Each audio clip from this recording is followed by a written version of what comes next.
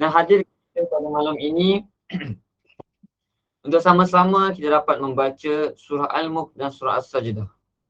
Yang mana seperti mana setiap malam kita akan bacakan kedua-dua surah ini, dan juga surah inilah surah yang Nabi Muhammad kekasih kita sallallahu alaihi wasallam tidak pernah tinggalkan. Yang mana Nabi sallallahu alaihi wasallam tidak akan tidur selagi tidak baca kedua-dua surah ini. Jadi alhamdulillah telah pun kita baca kedua surah ini. Jadi insya-Allah pada malam ini saya akan kongsikan mengenai dengan zikir sehingga bersih.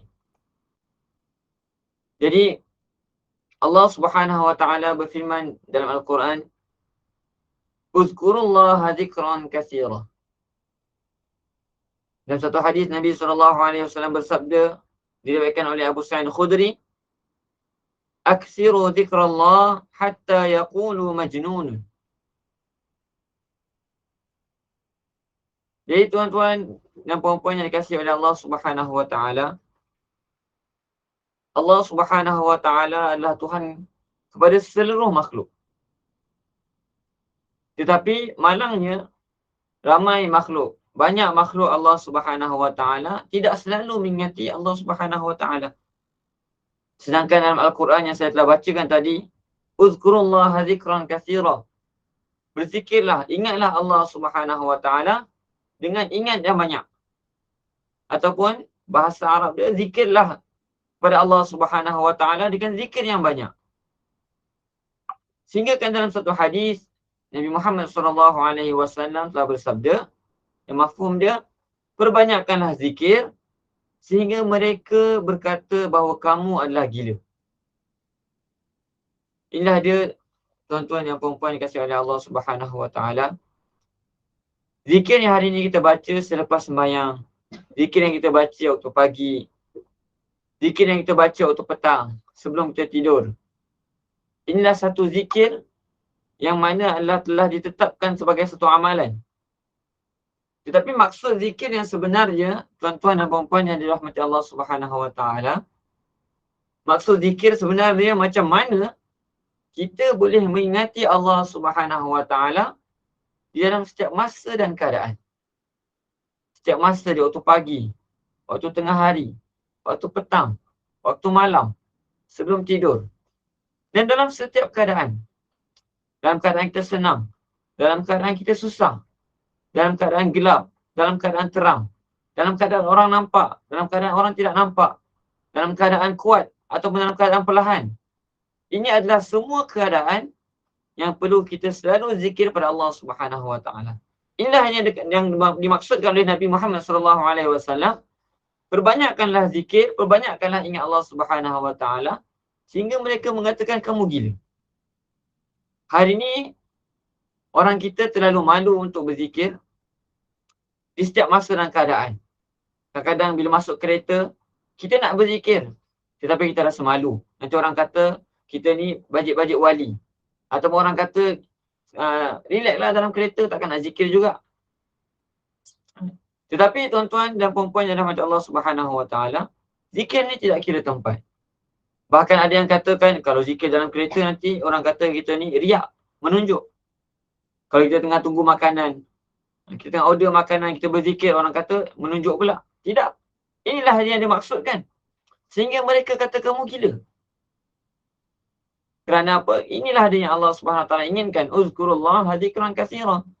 Sebutlah nama Allah Subhanahu wa taala. Ingatlah Allah Subhanahu wa taala dengan ingat yang sangat-sangat banyak. Dalam satu hadis daripada Ibnu Katsir rahmatullah alaih mengatakan bahawa Hazrat Ibnu Abbas radhiyallahu taala anhu telah berkata, tiada satu amalan pun yang mana Allah Subhanahu wa taala perintahkan yang tidak ada had dan batasan. Bermaksud semua perintah Allah Subhanahu wa taala, semua arahan Allah Subhanahu wa taala ada limit dia. Ada had dia. Ada dia punya batasan dia. Tetapi contohnya seperti zikir, seperti solat. Ada waktu tertentu. Ada rakaat yang tertentu. Begitu juga dengan puasa. Bermula daripada terbit matahari sehingga tenggelam matahari. Setiap manusia boleh berpuasa ketika itu. Dan ada hari-hari yang diharamkan untuk kita berpuasa. Begitu juga dengan zakat. Ada limit tertentu yang kita boleh wajib untuk kita bayar zakat. Dan begitu juga dengan haji. Bukan setiap bulan kita boleh tunaikan haji. Bahkan haji ni tertentu pada Zulhijjah sahaja. Dan ada tempat-tempat yang ditentukan, Arafah, Muzdalifah, Mina dan sebagainya.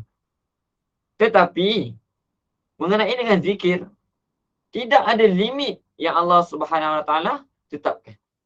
Bahkan kita boleh berzikir di mana sahaja yang kita nak. Kita boleh ingat Allah Subhanahu Wa Taala di mana sahaja yang kita nak. Bahkan tuan-tuan yang perempuan yang mati Allah Subhanahu Wa Taala, sehingga dalam tandas pun kita boleh mengingati Allah Subhanahu Wa Taala. Kita tidak boleh berzikir dengan mulut, tetapi dalam tandas pun kita perlu ingat Allah Subhanahu Wa Taala. Contohnya sebelum masuk tandas kita akan baca Allahumma inni a'udzubika minal khubuthi wal khaba'ith. Kita minta perlindungan daripada Allah Subhanahu Wa Taala daripada syaitan.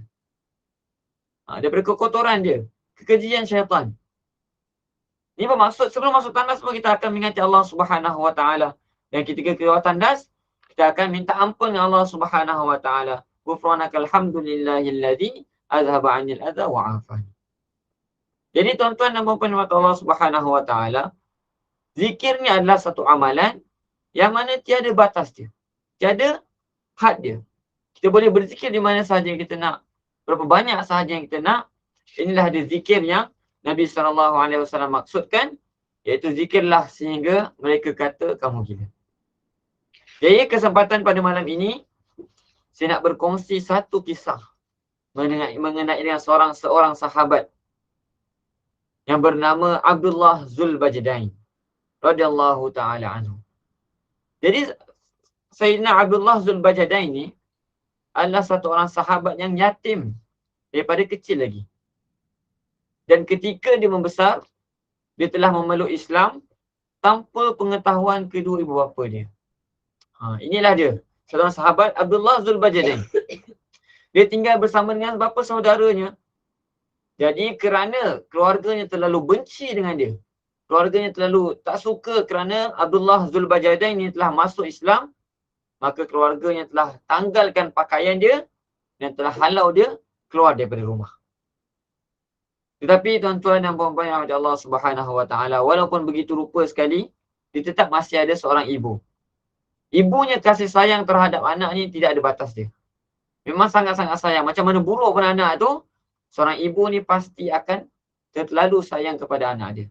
Jadi ibu kepada sahabat yang bernama Abdullah Zulbajdain ni telah berasa kesian kepada anak dia, lalu telah berikan sehelai kain tebal untuk dia menginap di mana-mana di luar daripada rumah. Kemudian Hazrat Abdullah bin Zulbajdain ni telah memotong kain tersebut kepada dua bahagian.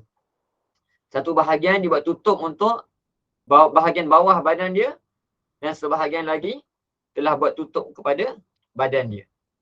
Kemudian telah dapat pakaian, dia terus berhijrah ke Madinah. Selepas sampai ke Madinah, apa yang biasa dilakukan oleh sahabat ini, iaitu Abdullah Zulbajdain radhiyallahu taala anhu, beliau selalu duduk berhampiran dengan pintu rumah Nabi SAW. Apa yang beliau lakukan? Beliau akan selalu berzikir dengan kuat di tepi pintu Nabi Muhammad SAW. Pada satu ketika Hazrat Umar Al-Faruq radhiyallahu taala anhu dah lalu dan nampak Hazrat Abdullah Zulbajdain ini. Apa yang Hazrat Umar telah katakan? Apakah dia ni orang gila? Adakah dia ni orang yang berzikir untuk menunjuk-nunjuk? Kemudian Nabi SAW telah terdengar apa yang telah dikatakan oleh Hazrat Umar. Maka Nabi SAW telah beritahu kepada Hazrat Umar, wahai Hazrat Umar, sesungguhnya budak ini, iaitu Abdullah Zulbajdain ini, termasuk di kalangan orang-orang Awabi. Orang-orang Awabi yang bermaksud orang-orang yang selalu bertaubat pada Allah Subhanahu Wa Taala. Walaupun dia selalu berzikir di tepi pintu Nabi Muhammad SAW dengan kuat, sehingga Hazrat Umar pun mengatakan dia ni ingin menunjuk-nunjuk. Tetapi apa yang Nabi SAW katakan, dia ni termasuk di kalangan orang Awabi, orang yang selalu bertaubat kepada Allah Subhanahu Wa Taala. Tetapi tuan-tuan dan puan-puan yang dirahmati Allah Subhanahu Wa Taala, pada satu hari sahabat-sahabat telah, pada waktu malam sahabat telah lalu di sebelah berhampiran satu kubur. Kemudian mereka telah nampak satu pelita sedang bercahaya di kubur tersebut. Kemudian mereka telah menghampiri kubur tersebut dan mendapati Nabi Muhammad SAW sedang menggali kubur. Nabi SAW sedang berada di satu liang lahat bersama dengan satu pelita. Dan bersama dengan Nabi SAW adanya Hazrat Umar dan Hazrat Abu Bakar radhiyallahu ta'ala anhu. Dan ketika mereka sampai, mereka nampak mayat Abdullah Zulbajadain ada di tepi itu. Kemudian Nabi SAW beritahu pada Hazrat Umar dan Hazrat Abu Bakar, berikanlah aku mayat Abdullah Zulbajadain. Nabi SAW telah tanamkan tubuh Abdullah Zulbajadain ini dengan tangan Nabi Muhammad SAW sendiri. Yang mana ketika Hazrat Ibn Abbas radhiyallahu ta'ala anhu tahu mengenai dengan cerita ini, dia telah kata apa?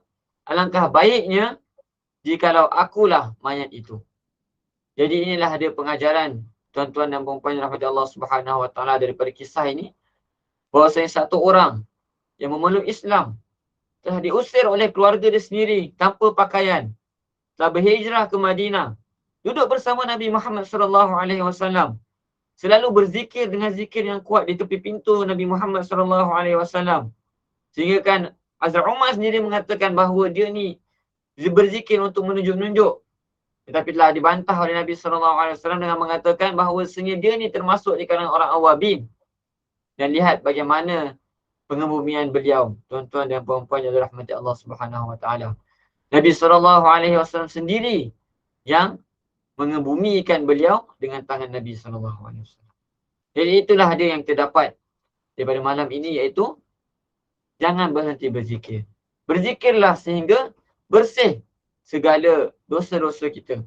Sehingga bersih hati kita daripada segala keburukan. Supaya dengan zikir tadi kita dapat bersama dengan orang yang termasuk di kalangan orang yang selalu bertaubat. Termasuk di kalangan orang yang Nabi SAW selalu cintakan. Setiap malam kita ngaji Al-Quran. Setiap malam kita baca Al-Musajadah. Ini pun termasuk di dalam zikir. Kerana Al-Quran itu adalah sebaik-baik zikir. Iaitu kita boleh tahu daripada Al-Quran adanya maksud-maksud mengenai dengan kebesaran Allah Subhanahu wa taala hari akhirat. Maksud zikir adalah macam mana kita nak selalu ingat Allah Subhanahu wa taala di dalam setiap masa dan keadaan. Jadi insya-Allah itu sahaja pengurusan saya pada malam ini. Apa yang baik daripada Allah Subhanahu wa taala, yang buruk datang daripada kelemahan saya sendiri, saya mohon ampun. Semoga Allah Subhanahu wa taala beri kita taufik untuk kita amalkan dan sampaikan insya-Allah. Jazakallahu khair. Kepada moderator insya-Allah. Jazakallahu khair kepada Ustaz Abu Bakar Abdul Aziz Al-Hafiz atas kesedia memimpin bacaan surah As-Sajadah dan juga surah Al-Mulk itu tadi, dan juga atas kerangka berkenaan dengan zikir, kerana zikir itu adalah terapi diri, kerana terdapat berbagai manfaat yang akan kita perolehi dengan beramal padanya pada setiap pagi dan petang, dan amalkanlah zikir selalu untuk kejayaan dunia dan akhirat. Dan Ustaz, selepas ini jemaah semua, kita ada sisi tadabbur bersama-sama dengan Al-Fadhil Ustaz Muhammad Nazri Mustaqim dalam surah Al-Hadid ya. Dan Ustaz, kita tangguhlah dulu ya majlis ilmu kita ini dengan tasbih kafalah Rasulullah. Silakan Ustaz. Bismillahirrahmanirrahim. Subhanakallahumma wa bihamdika asyhadu an la ilaha illa anta astaghfiruka wa atubu ilaik. Bismillahirrahmanirrahim. Wal 'ashr innal insana lafi khusr إلا الذين آمنوا وعملوا الصالحات وتواصوا بالحق وتواصوا بالصبر. صدق الله العظيم. جزاكم الله خيرا كثيرا. Terima kasih Ustaz. Assalamualaikum. Waalaikumsalam warahmatullahi wabarakatuh. Waalaikumsalam warahmatullahi wabarakatuh.